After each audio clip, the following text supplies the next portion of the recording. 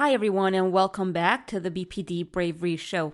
Our guest on today's podcast is the author of the book Pay Attention to Me. Her pen name is Kelly South. She has a bachelor's degree in psychology and a master's certificate in dispute resolution. She is a mother, wife, author, and someone who has struggled with borderline personality disorder. Her book, Pay Attention to Me, is absolutely phenomenal. I truly enjoyed reading it, and I'm sure you will too.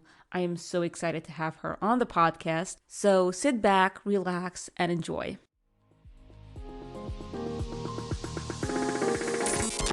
Hi, and welcome to the BPD Bravery Show, where we discuss tips, strategies, struggles, triumphs, and success stories related to borderline personality disorder.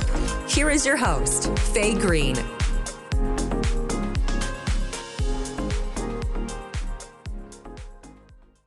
I loved it. You write with a sense of humor. Even when you're talking about being in the hospital with your babysitter or your nurse being right next to you, it's not a funny thing to be in the hospital in a psych ward. But I was laughing. It's infused with humor. It's really good. Thank Your way of you. writing. Yeah. So what made you write the book? After I completed or started going to therapy less, and I went back through all of my journal entries, hundreds upon hundreds, and I just went back and reread them, and I went, other people have to be going through this. They have to be feeling these sort of inner turmoils.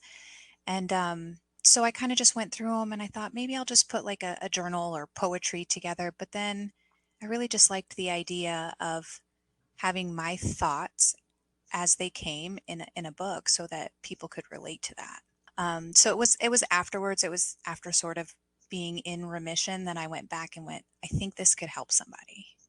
I definitely can. And I'm sure it does. What is a journal book? So throughout my process in therapy, my therapist would have me journal, write things down, the things that I was feeling, the things that I would be going through, whether that be just personally or in my interpersonal relationships. And so just to kind of get them out there instead of really just keeping them all bottled up inside so that they wouldn't necessarily come up all at once and then the explosion happens of emotions or anger or sadness. So it was really just a way for me to write down the things that I were feeling at the time and then go back and we could discuss them and things like that. There is one piece in the book. Is it okay if I read a piece? Absolutely. Okay, so there's this one piece that very much resonated with me. So it's about one of your sessions with your therapist, Robin, as you call her. And you write that she made a comment that you are so loving and giving to others. And then she asked you, tell me more about that. And you write, the simplicity of her question takes me off guard. It doesn't feel condescending at all. She managed to find a way to psychoanalyze me while stroking my ego. Well played, Robin, well played. The answer is simple. There is no trickery or divine plan of misery. I simply love the way I want to be loved, overly giving, overly kind. I simply see people the way I want to be seen, embracing human flaws. I believe in people the way I want to be believed in. It's what drives every decision, every relationship, every moment of my life. I fluctuate from partner to partner, home to home, job to job in search of the house of mirrors. And this, when I read that, I actually even have it bookmarked because I loved it so much. It so resonated with me. My question is, could you expand on that? How do you see it in your life or saw it in your life at that point? Sure. For me, it was always wanting to find a space or someone that could love and feel the way that I did all the time. And even just in spaces, or it could go the other way, to be perfectly honest. I would find people that validated all the things that I hated about myself. So when I say looking for the mirrors, you know, I wanted to find someone that reflected the way that I was and how giving and caring and loving I was. But at the flip side of that, I would find people that would validate all of my insecurities.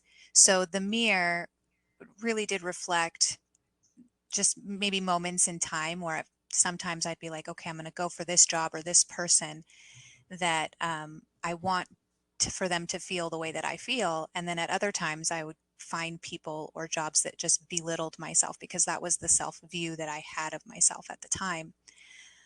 What I found through the process was searching for those mirrors.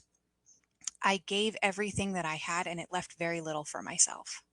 I loved with everything that I had and I gave it all away, that there was nothing left for me.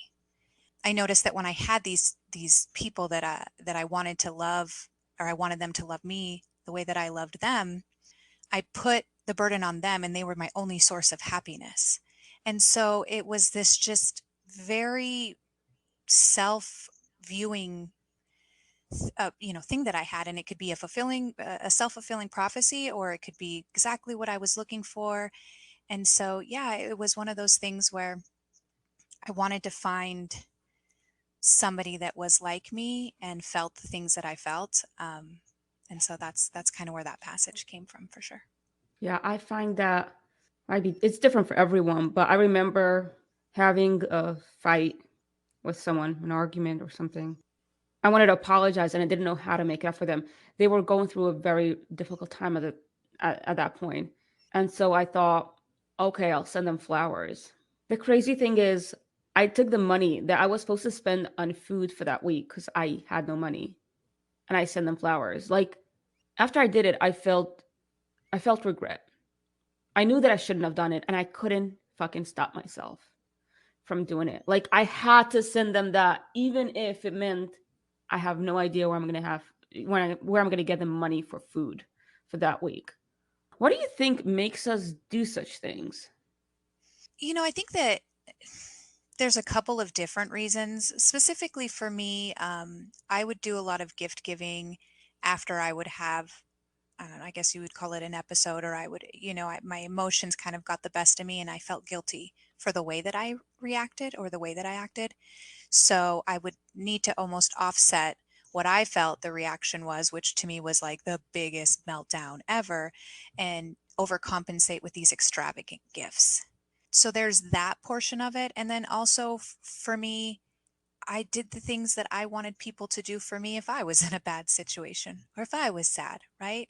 I wanted them to send the flowers and text me, multiple times and things like that, because that's what I would do for somebody that was in that same situation. And I wanted the same back. I thought, if I'm going to give and I'm going to live and I'm going to love with everything I have, I deserve to get that back. And so, yeah, it was kind of, it went both ways for me. It was either I was very regretful for my actions, or I was like, no, this is what I would want if somebody did that to me. And so, how do you overcome that? Because I'm thinking, don't send that gift, right? Is that the way to do it? Because people with borderline feel love more intensely, usually, maybe hate more intensely. So I don't think, well, this is my belief, and I might be very wrong about it, but like we love so intensely and we want to be loved back as intensely as we love, but I don't think it's possible because we feel everything with so much more intensity, right? So I don't think it's possible for others to love us back as intensely. So are we supposed to dial down our gift giving and the love? What is the solution to this? To this kind of behavior or to this issue? I don't know if there's one way. I do know that you're right. I loved more than most people in my life loved, or felt things more differently than the way that people felt those things. For me, not early on. Like early on, I was still that sort of giving and loving, and some would consider maybe overbearing in the love. Um, I stopped giving more than I got. I just stopped getting giving more than I got from people. It was hard. It was hard for me, but I was like, if they're not willing to stop by and bring me chicken noodle soup when I'm sick, why should I go out while I'm also sick, right? And I'm like have a feverish and I don't care. I'm like, I'm going to show up and I'm going to get him this because I want him to feel better. Why would I do that? And it just boiled down to, I loved more than I loved myself. And when I was able to do that, now there are certain people in my life that deserve that extra treatment. But prior to my therapy, it was like everybody deserved that. Like everybody was on a pedestal. And when I start seeing things for what they are and not what I wanted them to be, and realizing that not everybody's special, because if everybody's special, nothing's really special, I was able to sort of decide on my own, this person deserves this, or this person should get more from me than the clerk at the grocery store, right? Just being able to decide who gets what I have to give. It's hard. I know, I know. Would you mind talking about your recovery process? Because it started out with you being in the hospital, right? And then you ended up with someone amazing, a therapist that really helped you through it. How did you find her? How did that happen? I Googled close to home, accepting my insurance. It was mandatory therapy after I had been released. You have to do mandatory outpatient. And so I didn't go into it really. I did it because I had to. That still wasn't an aha moment for me, even though I'm like in the psych ward and doing the things that I just was like, oh, I have to do it. And so I just Googled. I knew that I wanted a female. I have sort of issues with, male figures in my life. And so I knew I wanted a female. She was accepting new patients close to home. And so I just Googled her, and she was great. She was great from the beginning. I did a lot of talk therapy at first, and I think she gave me that space to just kind of go and talk and establish a relationship with me. Because had I gone and she just jumped right into, these are the tools, this is what it is, I would have been like, see you later, bye. Like, no, no, no. I want a little validation first before we start the work. For And so sure.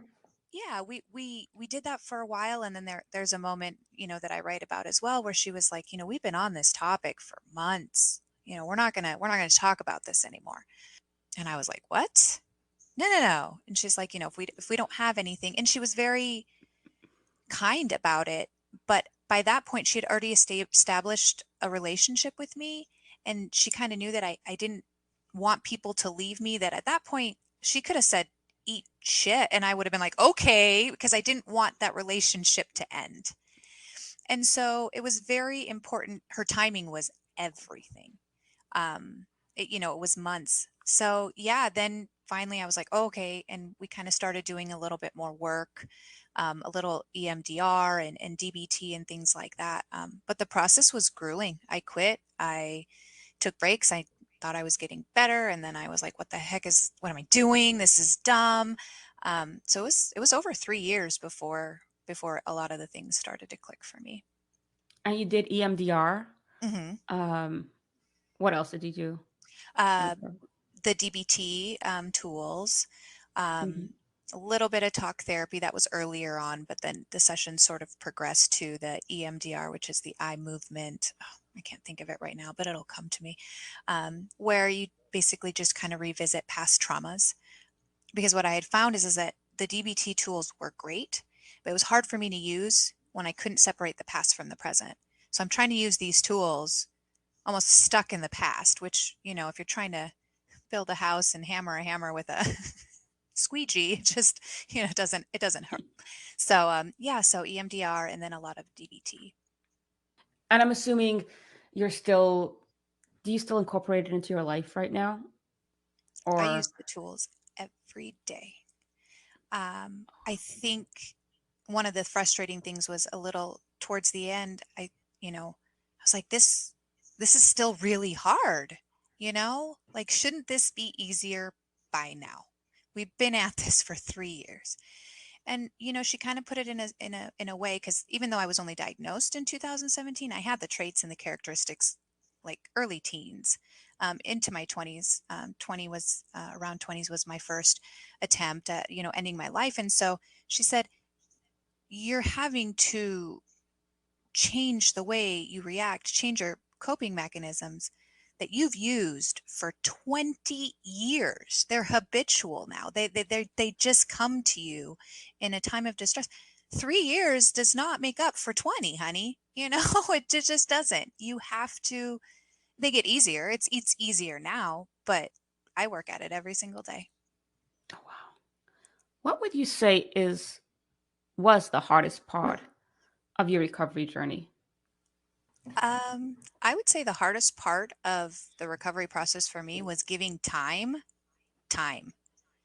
sitting and waiting the 10 minutes or 15 minutes before I self soothed, whether that was going shopping or interpersonal relationships or finding someone, having to sit there knowing you know exactly what to do to feel less anxiety and less pain and choosing not to do it is by far the hardest thing I've ever done. With that being said, after the first 2, 3, 4 minutes, it dies down a little bit. There were times that after 15 minutes, I was like, okay, whatever, I'm gonna go do it anyways. Like, not gonna lie, like that. Um, but waiting sort of helped me with the mostly the impulsivity. And so once I got to 15 minutes or so, I was like, do I really want to put on my shoes and get in the car and go gamble or go meet up and hook up with somebody? No, I want to stay in my sweats.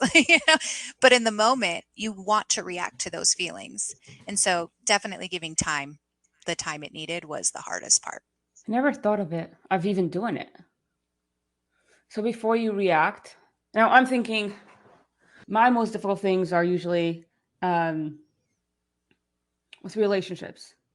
It's texting something really hurtful or um, calling, right?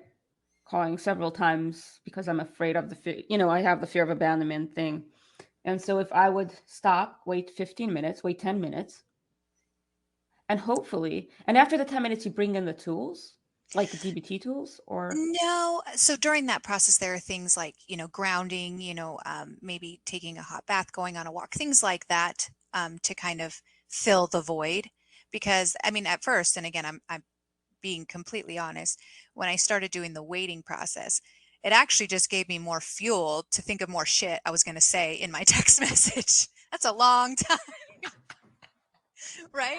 I would be like, okay. okay, I'm gonna wait 15 minutes, but then I'm like, oh, this would sound good, or oh, this would be hurtful. And so, yeah, it was kind of a double-edged sword until I started going, okay, in these 10, 15 minutes, I'm gonna go, do something else, whether that put on a show or listen to music or something. That doesn't always meant that I didn't send the text message, but I did find that the text message wasn't pages after pages. It was just like, a simple "fu" or I'm sorry or whatever route that it took. Because at one point I realized I'm sure this person is thinking that I'm just crazy or emotional or too much to handle. And by sending all these things, I am validating exactly what they think of me. So in doing the opposite, I was like, they're not going to be able to think that. They're not going to, I mean, they still could, obviously. People are going to think what they want, but I wasn't giving them more ammunition to feel a certain way about me. So, yeah, the text messages, I still sent them. They just were less, drawn out. You can express your feelings without receipts, I guess you can say. Because then that just opens up the lines of communication of them then trying to defend what you found offensive. And then, yeah, it just becomes this like, it just becomes this whole. Yeah, for me, like relationships is my biggest issue, and the way I know I need to go for help because it's not like I'm dealing with it. What I do is I just avoid it. I mean, the last real bad blow up I had was about 2 years ago, and maybe 2.5. And the way I deal with it is just avoidance. Is just okay. Now that's no way of living because at the end of the day, I'm too isolated, or I'm already too isolated, and then you go back, and I have no tools, so it's not really a solution, but it's just like, okay, I know that that's not working for me and that hurts me, so let's just avoid it at all costs. I don't know. For me, relationships is like my biggest hurdle. And it was for me too. And I did the avoidance thing a lot. And here's what I found about avoidance. If you don't tell someone about your pain, they don't know how to react to that, first of all. Second of all, avoidance just teaches people in your life that you'll just get over it, right? That's not a big deal. And so when you avoid it, it's kind of teaching them something. At the same time, with that sort of avoidance piece, it confused, and I'll just give this example as for my husband, where something would happen and I would avoid it. And then a couple weeks or a couple months later, the same thing would happen and I would blow up. And he's confused as shit. He's like, wait a minute. He's like, we had this fight, 3 weeks ago, and you didn't say anything about it. And now it's the end of the world. And so it confused my partner in a way to where there's that medium where you need to tell someone, whether it's your partner or a friend or something, what is hurting you or what hurt you about the situation. um, but then again, just kind of honing it down a little bit, because avoidance just teaches the other person, or teaches them to think that how tolerable it is, when that's not the case. Because then the next time it happens, we kind of tell them how intolerable it really was. They get it. Oh Or yeah. at some point, yeah. Yeah, for sure. How would you say your life is different from like when you started therapy versus now? I am so not emotionally and physically drained all the time.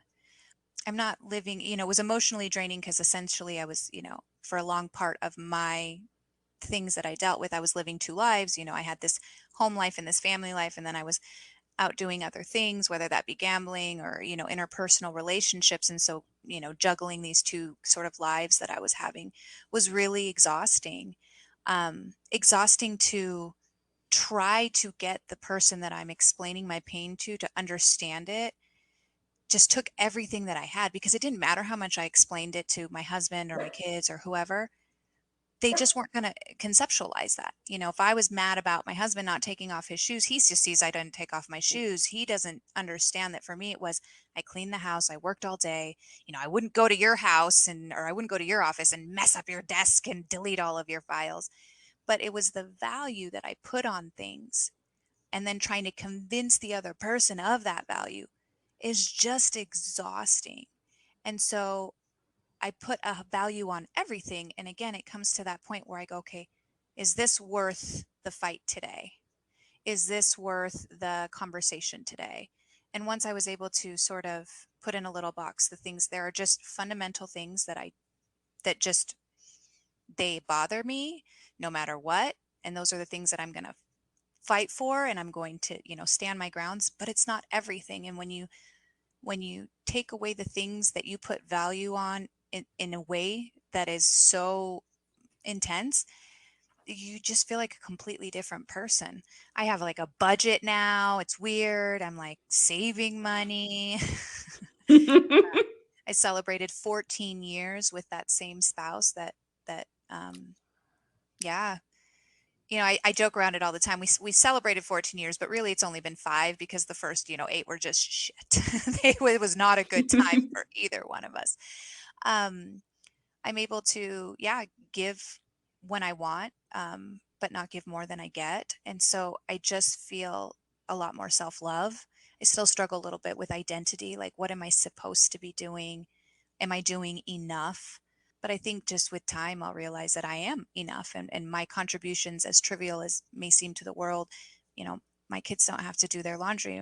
My husband gets to go to work with a nice cup of coffee. And so these little things that, we say we're not enough, but they make somebody's day, and they don't have to be these like fireworks extra, going hungry, like you said, to show people that we care about them. Yeah, I mean, you are so much more than enough. This book, I felt seen. I was very much able to relate to it. And I felt, okay, there's someone else who went through it and came out at the other end, which means I can too. And this gave me so much hope.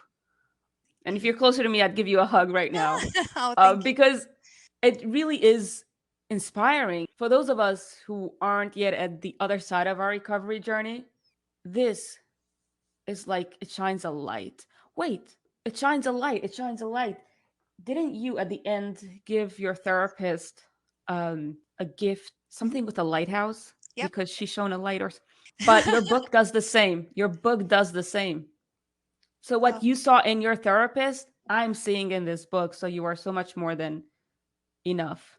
Thank you. Um, I have a question for those of us, or for the listeners who are still in the beginning of their recovery journey. Do you have any advice? It's okay to fall short. It's okay to feel like the things aren't working.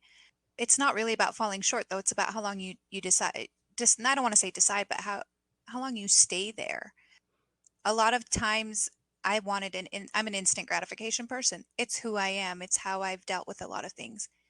So there were moments during the first year where I was like, I'm just going to quit. Like, this is not working. And if you can just push through, if you can just push through that time early on in your, it's okay, fall short, but just try to come back. It's the life that I live now. I'm so thankful for. The way I was living was going to kill me one way or the other. I mean, we all know what the suicide rate is for people with borderline personality. Add that to the risky behaviors, drugs or drinking, or, people that struggle with eating disorders. This disease kills people, kills people. And if you can just, put your shoes on and just go to that therapy session, or take, whatever your specific medical team thinks is best for you, it does get better. It takes time. So just, I tell everybody, give time. Patience. Patience is key. Yes, Something I don't have. I didn't have for a long time. How did you master it? I realized the things that I would do without having any thought didn't turn out well. It didn't, I just jumped into things, whether it was a job or a house or a relationship. And so patience, and knowing that if it doesn't happen right now, that doesn't mean it's not going to happen, or that it's not the end of the world. More quality things, quality people, quality jobs, quality relationships came into my life. When you have low standards and you just want the quick fix, you get that in your life. You just do. And so just going, okay, this guy's cute, but there's a couple red flags here. Let's wait this one out. Let's see, because you can always come back to those impulsive things most of the time. So yeah, just patience it's the hardest thing to master, and I don't master it every day, but once it's part of at least the narrative in your life, maybe not every day, but every other day, you want it more. You want more stability. You want more patience. Thank you. And thanks for sharing your story with us. This book, Pay Attention to Me, by Kelly South, definitely worth a read. Thank you so much. Oh, thank you so much for having me. Hey, everyone. Thank you so much for listening to today's podcast. I will leave a link to the book, Pay Attention to Me, in the description below. If you enjoy this podcast and would like to support us in our work, there is a link to support us in the description below. Other ways to support us is sharing it with your friends and family, leaving us a review, a comment. It means the world to me. Again, thank you so much for listening to the podcast, and have a wonderful day.